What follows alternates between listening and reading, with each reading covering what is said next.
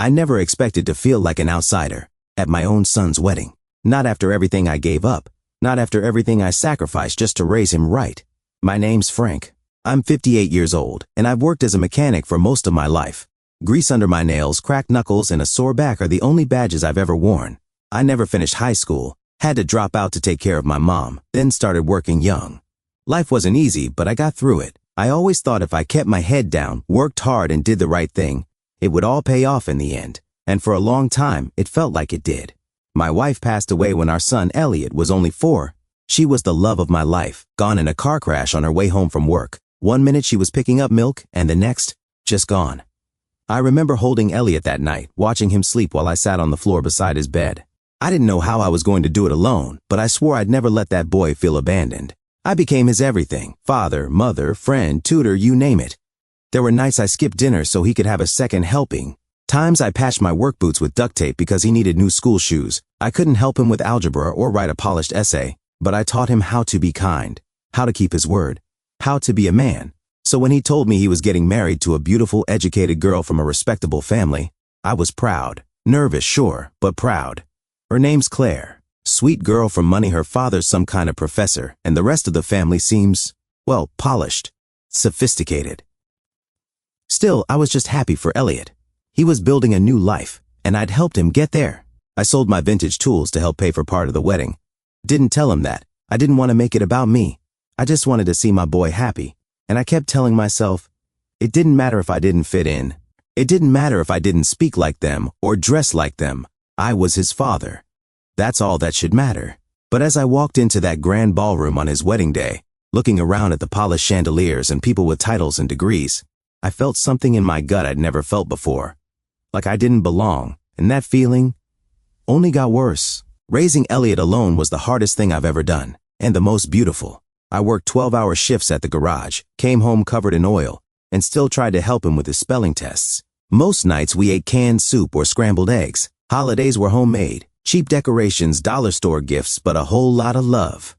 I never remarried, not because I didn't have offers, but because I didn't want to split my time. Elliot was my whole world. When he needed a laptop for school, I sold half my antique wrench set, tools I'd inherited from my old man. I didn't even flinch. I just did it. When college applications came around, I felt useless. I couldn't understand the forms. I didn't know what FAFSA meant. I sat at the kitchen table staring at pages of words I couldn't pronounce. Still, I stayed up late with him, proofreading essays I couldn't fully grasp, just hoping I was helping. And when that acceptance letter came in from a good university, I cried in the garage. Alone, not out of sadness, but because I knew I did something right. Elliot was always the smart one. Loved books, always asking questions. He got that from his mom. I used to tell him, "You're going to be more than me one day, son. I'm just the foundation. You're the skyscraper." And for a while he smiled every time I said it. But slowly that changed. He started hiding parts of me. Would ask me not to come to school plays. Told his friends I was in construction or between jobs. I remember overhearing one of his phone calls. He said, "My dad's not really academic." It stung. But I brushed it off. I figured he was just trying to fit in. He was still young. When he met Claire, he lit up in a way I hadn't seen before.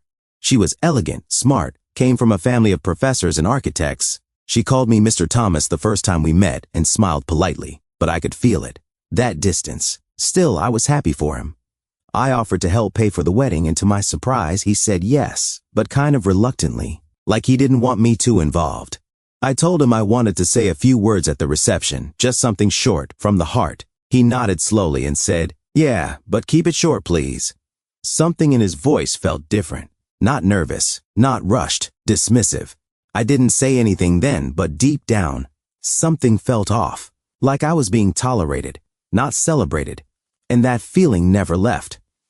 I showed up early, wore my only suit, same one I wore to Elliot's graduation. The tie? He gave it to me that day. Said, "You're the reason I made it, Dad." I tied it twice to make sure it looked decent.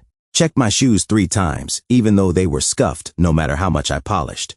The venue was beautiful. Crystal chandeliers, white orchids, tall champagne flutes. It felt like walking into a magazine. But the moment I stepped in, I felt eyes on me. Claire's family was huddled in a group near the front, polished, perfect. Her father looked over his glasses at me like I'd tracked in mud. Her mother gave me a smile so tight it looked painful. No one said hello, no one waved, just a few half nods and uncomfortable glances. Still, I reminded myself, I wasn't here for them. I was here for Elliot. I asked a server where I was seated. She pointed toward the back. I thought, okay, maybe it's temporary. But no, it was my actual table. Table 17, near the kitchen. I walked over and looked at the nameplate. It read, Frank Lo Educa.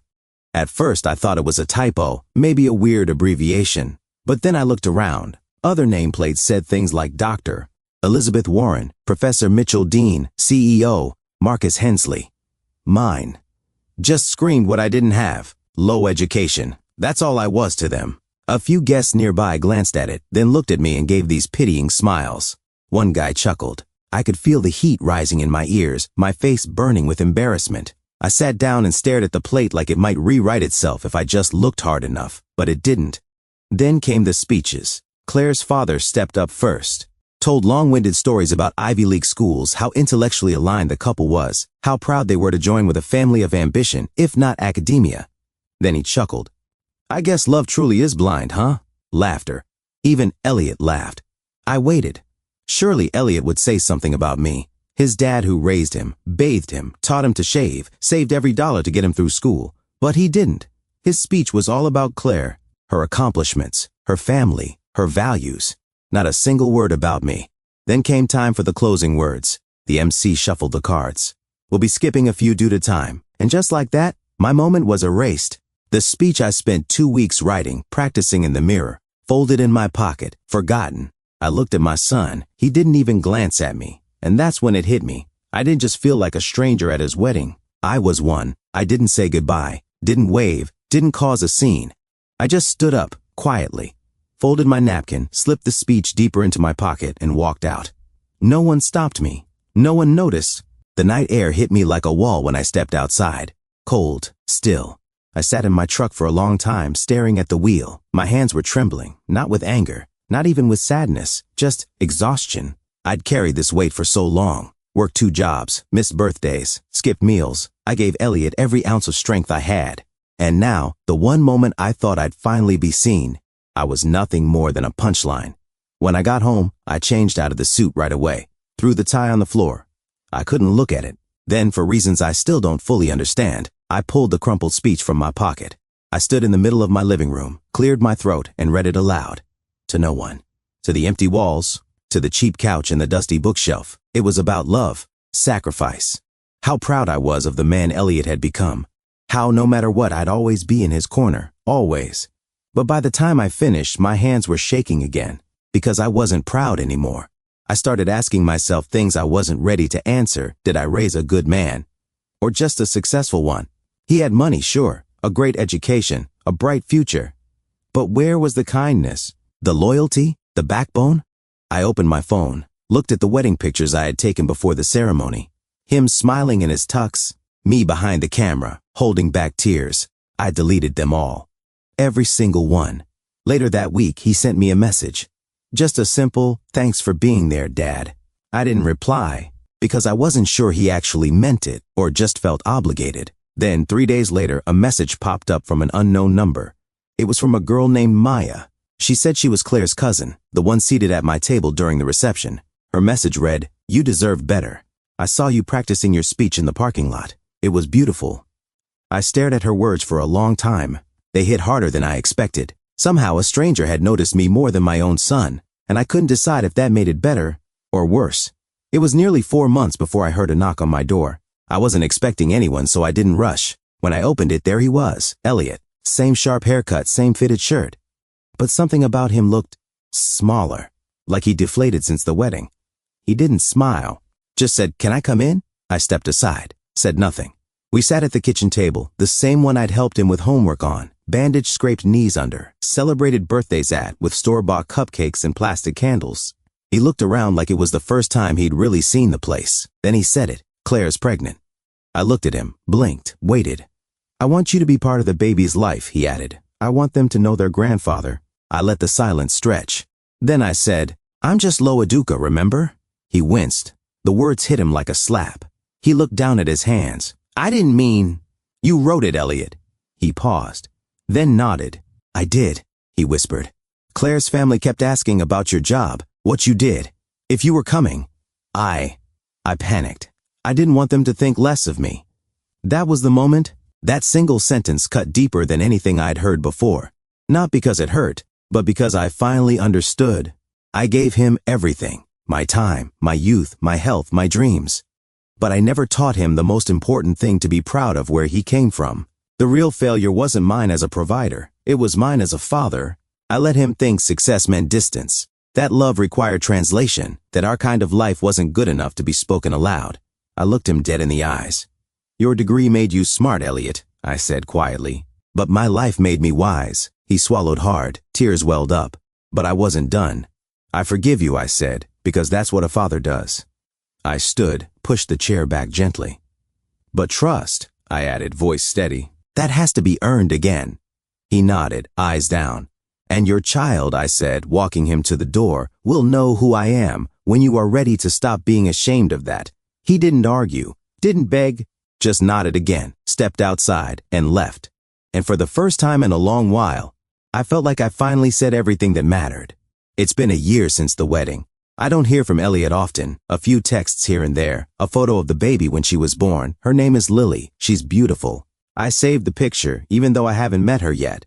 And that's okay. I've learned that healing doesn't always come in the form of reconnection. Sometimes it's in rebuilding yourself, piece by piece, in a way that honors your truth. These days, I spend most of my time at the local youth center. I volunteer in the workshop, teaching trade skills to kids who've been told they'll never make it because they're not the academic type. I show them how to fix engines, lay tile, change brakes, use a wrench the right way. But more than that, I try to teach them the things no classroom ever taught me. How to hold your head high, how to own your story, how to never let shame be the loudest voice in the room. The walls of the shop are covered with little quotes I've printed and framed. One of them, right above the workbench, says, "Education comes in many forms. Respect comes from the heart." It's funny. I used to think raising Elliot was the greatest thing I'd ever done. And in many ways, it still is. But now I know, loving someone doesn't always guarantee they'll love you the way you deserve. Maya stops by sometimes. She brings cookies or fresh coffee and helps the kids with basic computer skills. She calls me Uncle Frank now, says I remind her of the grandfather she never had. She's the one who told me something I'll never forget. You weren't out of place at that wedding. They were just too small to see the size of your heart. That meant more than I can explain. I've stopped trying to force a picture-perfect version of fatherhood. Elliot will come around, maybe, maybe not. But when he does, I'll still be here. Not with a nameplate or a speech in my pocket. Just as I am, a man who did his best, a man who knows his worth. I built a life with my hands. I raised a man with my heart. But even a father's love can't protect a son from his own ego. And now I ask you,